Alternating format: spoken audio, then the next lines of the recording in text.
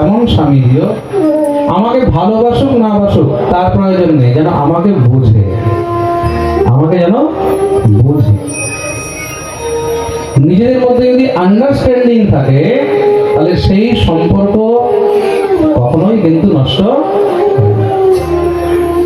বর্তমান পরিস্থিতিতে সব থেকে বড় সমস্যা হলো কিসের?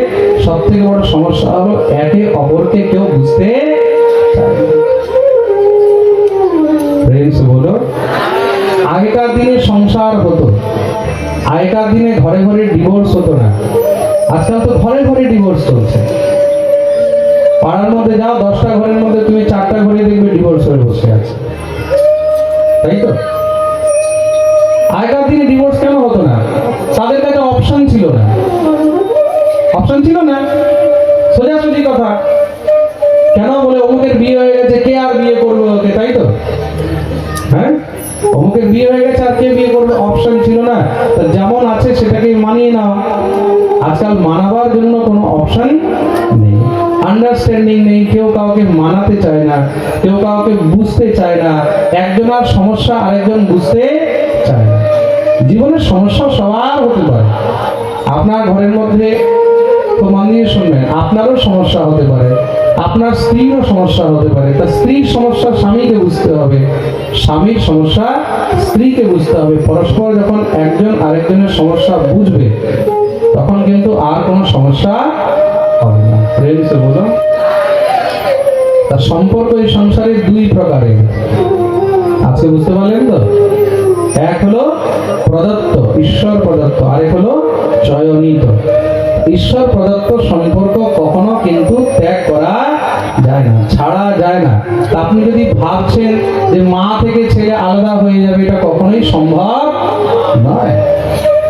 তুমি চাইলেও হতে পারবে না। বা বাবা থেকে আলাদা হয়ে যাবে, কখনো চাইলেও হতে পারবে না। থাকবে ঈশ্বর প্রদত্ত সম্পর্ক, টান থাকবে আর থাকা উচিত। প্রেম সে বলো, বলিয়া ভক্তবৎসল ভগবান।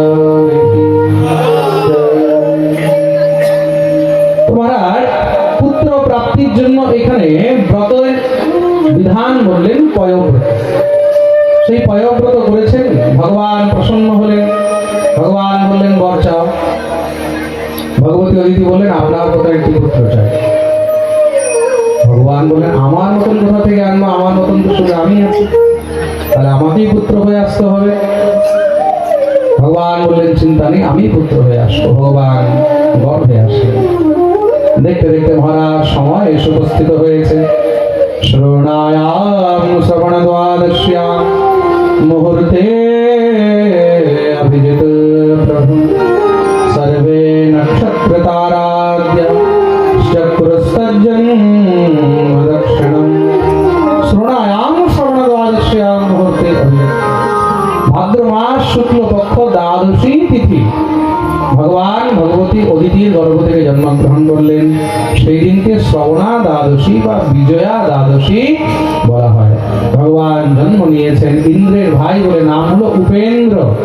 দেখতে দেখতে ভগবান বাড়তে লাগলেন, নাম হলো বামন। বলিয়ে বামন ভগবান কি।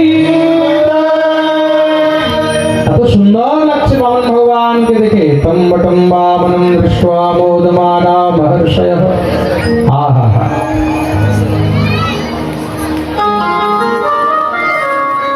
তোমারা দিব্য বামন ভগবান প্রকট হয়েছেন। সবাই মিলে সুন্দর করে বামন ভগবানের উপনয়ন সংস্কার করলেন। বৃহস্পতি উপনয়ন করিয়েছেন, দেবগুরু বৃহস্পতি। ব্রহ্মা কমণ্ডলু দিয়েছেন, চন্দ্রমা দণ্ড দিয়েছেন, পৃথিবী মৃগচর্ম দিয়েছেন, সপ্তঋষিরা কুশের আসন দিয়েছেন, ভগবতী অন্নপূর্ণা ভিক্ষা দিয়েছেন। খুব সুন্দর বামন ভগবান আমাদের মধ্যে সাজানো হয়েছে। বামন ভগবানকে নিয়ে আসা হচ্ছে, আপনারা দর্শন করবেন। বলিয়ে বামন ভগবান কি।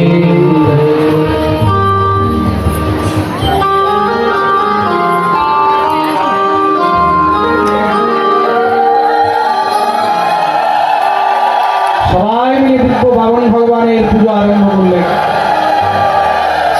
বামন ভগবান ভিক্ষা করতে বেরিয়েছেন। রাজা বলির দুয়ারে।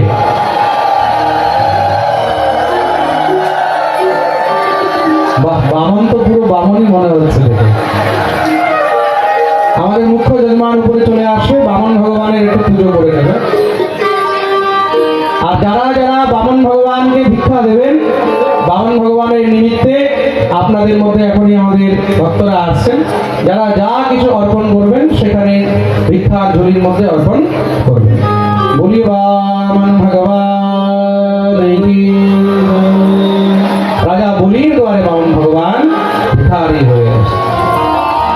তোর দুয়ারে ভিখারি আজ স্বয়ং ভগবান, তোর দুয়ারে ভিখারি আজ স্বয়ং ভগবান, তোর দুয়ারে ভিখারি আজ স্বয়ং ভগবান, তোর দুয়ারে ভিখারি আজ স্বয়ং ভগবান। সবাই যেন হাত তুলে তালির সেবা করে গাইবে।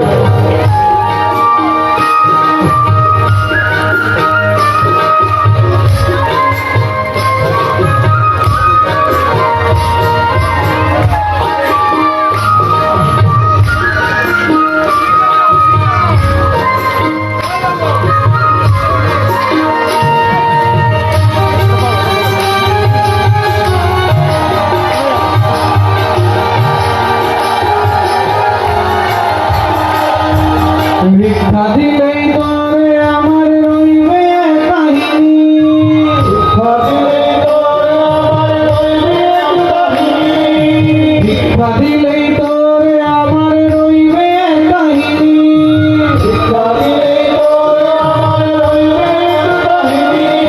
ত্রিভুবনে সর্বশ্রেষ্ঠ রইবি রে তুই জানি, ত্রিভুবনে সর্বশ্রেষ্ঠ রইবি রে তুই জানি।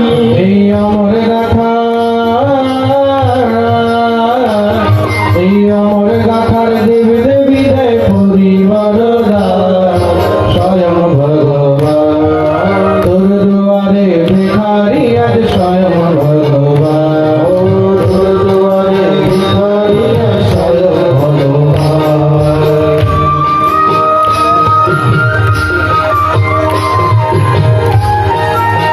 बोलिए वामन भगवान की।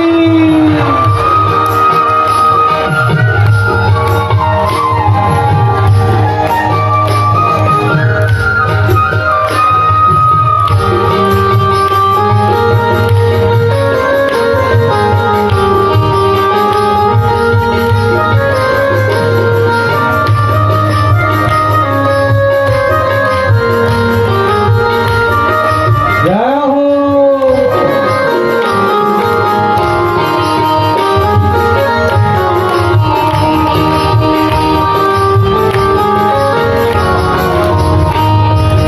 বিশ্ব চরাচর হলো দুঃখেরই বাসা, বিশ্ব চরাচর হলো দুঃখেরই বাসা, বিশ্ব চরাচর হলো দুঃখেরই বাসা, বিশ্ব চরাচর হলো দুঃখেরই বাসা।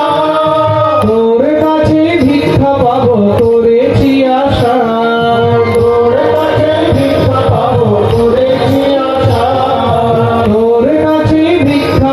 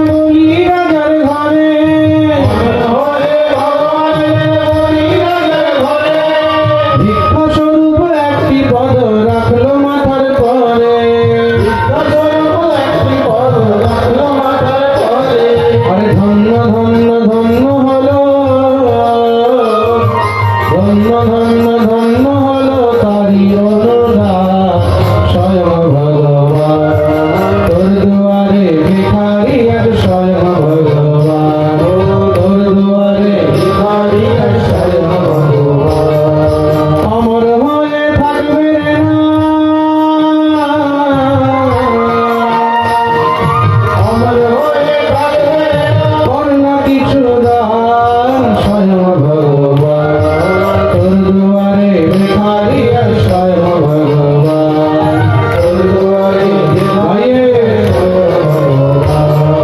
তোর দুয়ারে ভিখারি আর স্বয়ং ভগবান তোর দুয়ারে ভিখারি আর স্বয়ং ভগবান তোর দুয়ারে ভিখারি আর স্বয়ং ভগবান তোর দুয়ারে ভিখারি আর স্বয়ং ভগবান তোর দুয়ারে ভিখারি আর স্বয়ং ভগবান তোর দুয়ারে ভিখারি আর স্বয়ং ভগবান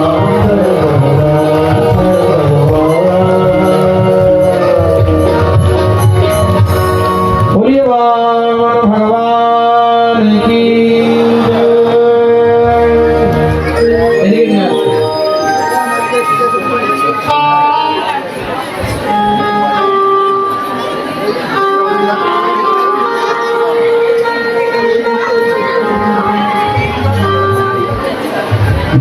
যে যেই রূপে থাকে তখন তার মধ্যে ভগবান সেই রূপে বিদ্যমান থাকে। তো মন্দিরের সঙ্গে প্রেম সে বলে আমি ব্যাসপীঠে বসে আছি, আমার বাবা পাঠে এসেছেন, তিনি প্রণাম করছেন। আমার তো ভয় হয়ে গেছে প্রথমবার।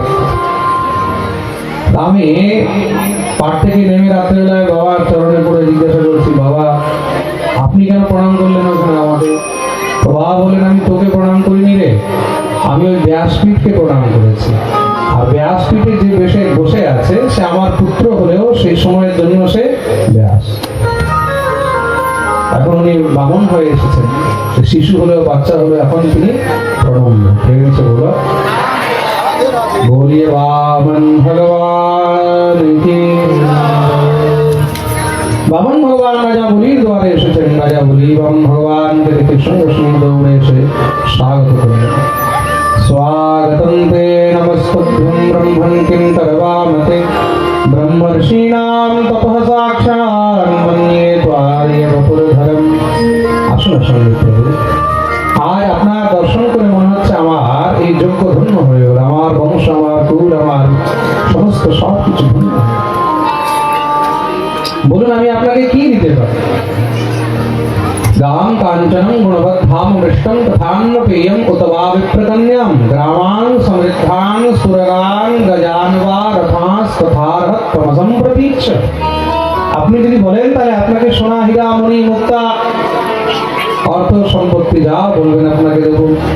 বামন ভগবান বললেন, না না এইসবের কোনো প্রয়োজন নেই, বলুন না আপনাকে কি দেবো। দেখুন বামন ভগবান কিছু চাইছেন না, রাজা বলি নিজের তরফ থেকে যেচে দান করছে। এটাই হলো শ্রেষ্ঠ দান। এটা কি জোরে বলুন? প্রেম সে বলুন। তার কাছে চাওয়া এটা হলো যাচকতা। আর ভগবান চাননি, দাতা যেচে দিচ্ছে। দাতা যদি যেচে দান করে সেটা হলো শ্রেষ্ঠ দান। তো মন্দিরের সঙ্গে কিন্তু কেউ চাইলে অনেকেই দিতে পারে, কিন্তু না চাওয়া অবস্থাতেও নিজের শ্রদ্ধায় কাউকে দেওয়া এটা হলো শ্রেষ্ঠ দান। প্রেম সে বলো। রাজা বলি এত কিছু বলছেন, এই চাই ওই চাই, যা চাই বলুন। বামন ভগবান বললেন, কিচ্ছু চাই না।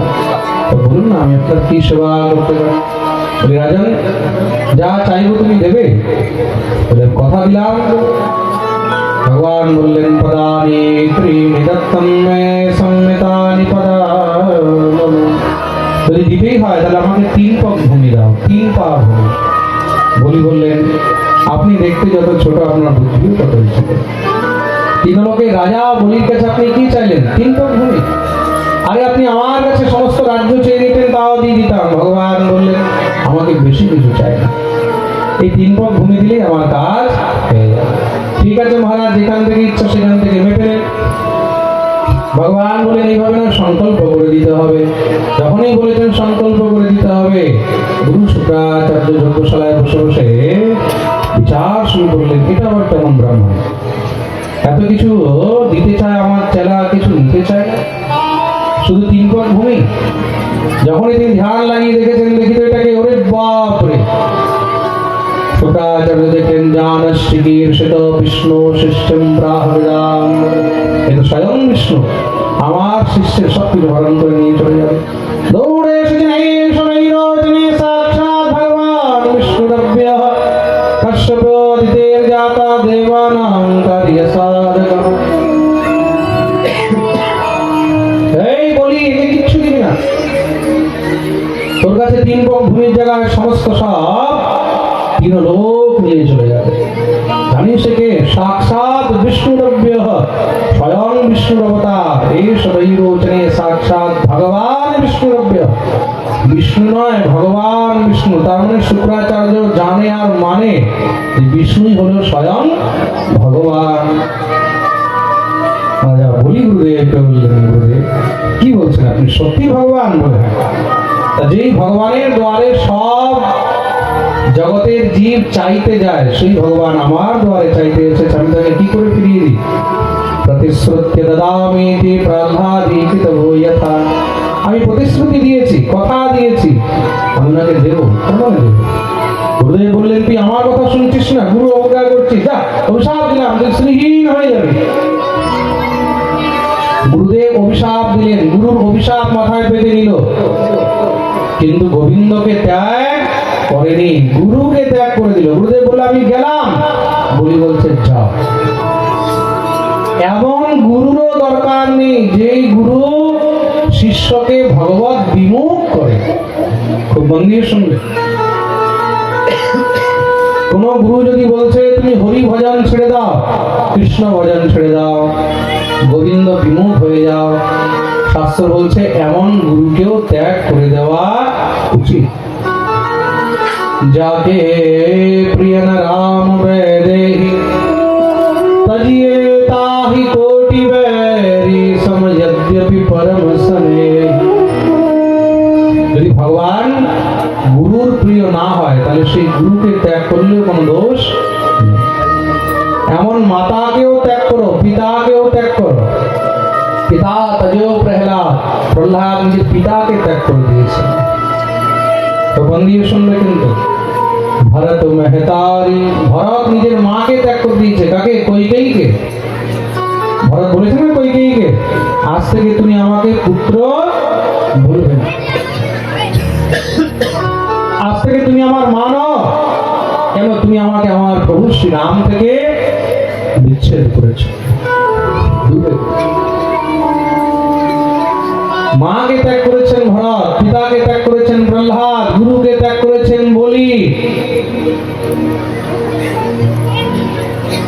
কেন? তারা হরি বিমুখ করেছে। ভগবান বলির দিকে তাকিয়ে রয়েছেন। বলির সেবককে ডাকলেন, জল নিয়ে এসেছে। সেবক কমণ্ডলু থেকে জল পড়ছে না, মনে হয় নালের মধ্যে কিছু আটকিয়ে আছে। বলি বললেন প্রভু দেখুন না কি আছে। ভগবান বললেন ঠিক আছে দেখছি। বলে একটা কুশ বের করে যখনই মহারাজ খোঁচা মেরেছে, শুক্রাচার্য সূক্ষ্ম রূপ ধারণ করে বসে দেখছিল কি হবে। সঙ্গে সঙ্গে চোখে গিয়ে লাগতে একটা চোখ গোবিন্দায় নমো কানা হয়ে লাভ দিয়ে বাইরে বেরিয়েছে, আমাকে কানা করে দিল, কানা করে দিল, তোমাকে ছাড়বো না। ভগবান বলছে ভাই তুমি এখান থেকে রাগারাগি করে চলে গেছিলে, আবার ঢোকার কি দরকার ছিল? আমি ভাবলাম যে ঢুকে গেলে আর দান ধর্ম হবে না। ভগবান বললেন দান ধর্ম করতে গেছিলে মানা, তাই তোমাকে করে দিলাম কানা। প্রেম সে বলো। তার জন্য যদি কেউ দান ধর্ম করে তাকে কখনো বাধা দিতে নেই। শুক্রাচার্যকে ভগবান দণ্ডিত করলেন। রাজা বলি সংকল্প করে যখনই ভগবানের চরণে জল অর্পণ করেছেন, দেখতে দেখতে ভগবান বিরাট একটি চরণের উপরে 7 লোক মেপে নিয়েছেন, একটি চরণের নিচের 7 লোক মেপে নিলেন, 14 লোক মেপে নিলেন। ভগবান বলিকে বললেন তোমাকে এবার নরকে যেতে হবে। কেন? সংকল্প করেছো 3 পক ভূমি দেবে, আর সংকল্প করে তুমি পূর্ণ করলে না, তোমাকে নরকে যেতে হবে। এই 3য় চরণ কোথায় রাখবো বলো? বলি সঙ্গে সঙ্গে চরণে বসে গেলেন। প্রভু একটি কথা বললেন, দান বড় না দানই বড়? ভগবান বললেন নিশ্চয়ই দানই বড়। দানি যদি না হয় তাহলে দান কোথা থেকে আসবে? তাহলে প্রভু দানই তো বাকি আছে। পদম তৃতীয়ম কুরুষে শ্রীমেঘম, নিজের 3য় চরণ আমার মস্তকে রেখে। ভগবান বলির মস্তকে চরণ রেখেছেন।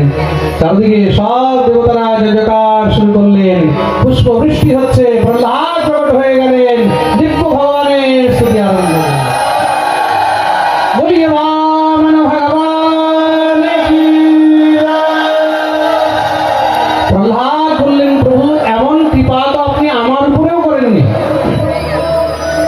আপনি আমাকে কোলে নিয়েছেন, কিন্তু আমার মস্তকে চরণ রাখেন।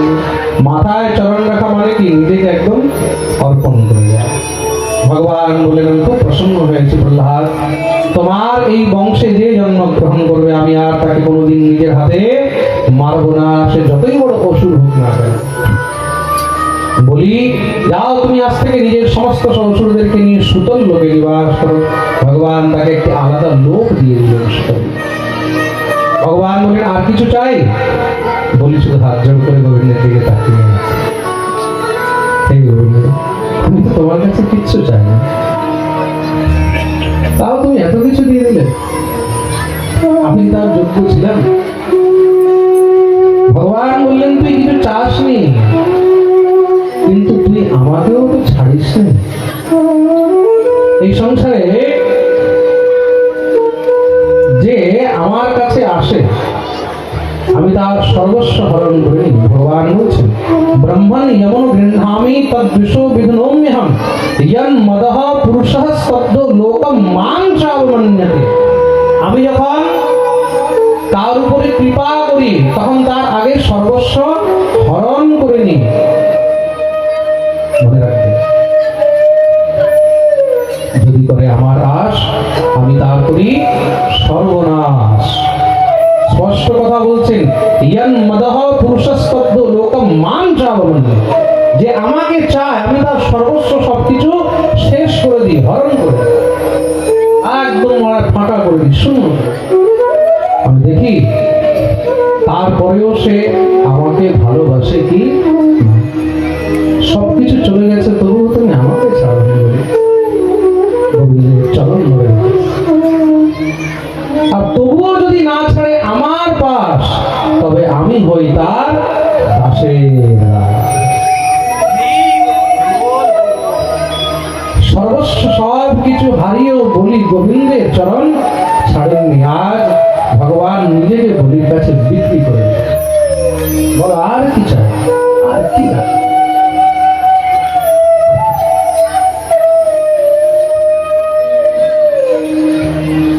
প্রভু আর কিছু চাই, শুধু তোমার চরণ ছায়া দিয়ে রেখো। ভগবান বললেন, যাও আগামী মন্বন্তরে তুমি কিরিন্দ্র কৃপা করো। ভগবান কৃপা করে অন্তর্ধান হয়েছে। দয়া হরির উপরে ভগবান কৃপা করলেন। শ্রী সুখদেব প্রভু বামন চরিত্রের বর্ণন সহ বলিয়ে বামন ভগবান কি।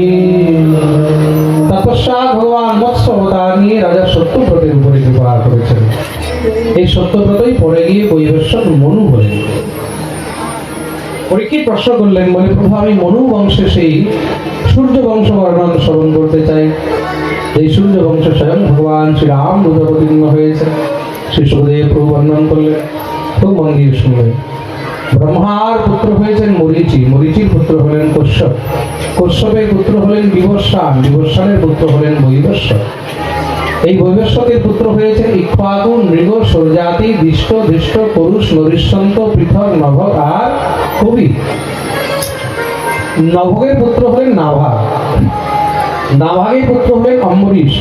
এই অম্বরীশ ভগবানের পরম ভক্ত হয়েছে। কেমন ভক্ত? অম্বরীশ ভগবত ভক্তি ছাড়া আর কিছু জানে না। কৃষ্ণদেব প্রভু তার বর্ণন করছেন, সবে মনঃ কৃষ্ণ পদারবিন্দয়ে বচাংসি বৈকুণ্ঠ গুণানুবর্ণনে করো হরের মন্দির মার্জনাদিষু শ্রুতিম চকারাৎ। সবাই মনঃ কৃষ্ণ পদারবিন্দে, নিজের মনকে গোবিন্দের চরণে সমর্পণ করে দিয়েছে। এক একটি অঙ্গ দিয়ে শুধু গোবিন্দের সেবা, এই নয়ন দিয়ে শুধু গোবিন্দের দর্শন, কান দিয়ে গোবিন্দের কথা শোনা, বচাংসি বৈকুণ্ঠ গুণানুবর্ণনে, এই বাণী দিয়ে, এই মুখ দিয়ে শুধু কৃষ্ণের গুণগান বর্ণন, জিহ্বা দিয়ে শুধু গোবিন্দের প্রসাদ গ্রহণ। গোবিন্দের প্রসাদ ছাড়া রাজভোগ হলেও সেটাও কিন্তু তিনি স্পর্শ করেন না। অম্বরীশ মহারাজের শত শত রানী রয়েছে, কিন্তু তিনি একমাত্র সেই রানীকেই নিজের প্রীতিযুক্ত করে রেখেছেন। একমাত্র তাকেই ভালোবাসেন যেই রানী কৃষ্ণ ভক্ত। তদ্ভৃত্য গাত্রানুস্পর্শেঙ্গ সঙ্গম অম্বরীশ মহারাজ চক্রবর্তী সম্রাট কিসের সপ্তদ্বীপপতি মহান সাত দ্বীপের রাজা আর ঠাকুর সেবা নিজের হাতে করে করৌ হরের মন্দির মার্জনা দিশু গোবিন্দের মন্দিরে নিজের হাতে মার্জন করছে। তো মন্দিরের সঙ্গে কিন্তু নিজের হাতে মোছা লাগাচ্ছে। আমরা একটুখানি পয়সা হয়ে গেলে ঠাকুর সেবার জন্য চাকর রাখছি, লোক রাখছি, কিন্তু ঠাকুর সেবার জন্য আমাদের কাছে সময় নেই। নিজের হাতে পুষ্প চয়ন করে নিয়ে আসে, ঠাকুরের জন্য মালা বানায়, ঠাকুরের শৃঙ্গার করে, ঠাকুরকে স্নান করায়, গোবিন্দের সেবা নিজের হস্তে। যেই ভৃত্য যেই চাকর গোবিন্দের গুণগান করে অম্বরীশ গিয়ে তাকে বুকে জড়িয়ে ধরে, তাকে আলিঙ্গন। যেখানে গোবিন্দের নাম নেই অম্বরীশ সেদিকে ফিরেও তাকায় না। প্রেম সে বলো, সে যদি আপনজন হয় অম্বরীশ তবুও তার দিকে তাকায় না। কেন? যে হরি বিরোধী, যে কৃষ্ণ বিরোধী, যে ঠাকুর বিরোধী, যে ধর্ম বিরোধী, সে আপনজন হলেও কিন্তু ত্যায্যনীয়। প্রেম সে বলো, এমন ভক্ত। আজকে অম্বরীশের কথা বলাতে একটা ছোট বাচ্চার কথা আপনাদেরকে বলছি। আমার এক শিষ্য আছে, বাড়ি হলো রানাঘাটে, ছোট্ট বাচ্চা, হয়তো বেশি থেকে বেশি 9-10 বছর বয়স হবে। তার নাম হলো রূপম। বন্ধুদের সঙ্গে কিন্তু বাচ্চাটা যখন থেকে দীক্ষা নিয়েছে তখন থেকে তিলক করে, গলায় তুলসীর মালা পরে, নিরামিষ খায় আর শিখা রেখেছে। তো বন্ধুদের সঙ্গে কিন্তু শিখা রেখেছে, তিলক করে, গলার মধ্যে মালা পরে, তিলক মালা পরে শিখা করে স্কুলে যায় বলে স্কুলে তাকে ক্রিটিসাইজ করা আরম্ভ করে দিয়েছে। রানাঘাট কেন্দ্রীয় বিদ্যালয়ে পড়তো, সেখানে তাকে ক্রিটিসাইজ করা শুরু করে দিয়েছে। এত ক্রিটিসাইজ করেছে, তার মা বাবা গিয়ে ওখানে কমপ্লেন করছে। তার প্রিন্সিপাল তাকে বলছে আপনার বাচ্চাকে তাহলে আপনি অন্য কোথাও নিয়ে যান, এখানে তিলক মালা করে চলবে না। বিশ্বাস করবেন না, ওই বাচ্চা ওই স্কুল ছেড়ে দিয়েছে। মা বাবাকে বলছে আমি স্কুলেই পড়বো না যেখানে আমাকে তিলক মালা করতে দেবে না। সেখান থেকে আরেক স্কুলে ভর্তি করতে নিয়ে গেছে। রানাঘাটে আরেকটা স্কুল আছে, রানাঘাটের পাশে আরামঘাটায়, বন্ধন স্কুল, নামও আমি বলে দিচ্ছি, বন্ধন স্কুল। সেইখানে যখন ভর্তি করাতে নিয়ে গেছে, সেই স্কুলের প্রিন্সিপাল তাকে সব থেকে আগে বলছে শিখাটা কেটে আয়, শিখাটা। যা করে দেখুন, একটা হিন্দুর বাচ্চাকে এইভাবে বলতে পেরেছে, কোন মুসলমানের বাচ্চাকে বলতে পারতো? কখনো কখনো ভাবি কি আমরা এই ভারতবর্ষেই থাকছি, ভারতের মধ্যেই থাকছি? এই ভারত ভূমির মধ্যে থেকে এখানে একটা হিন্দুর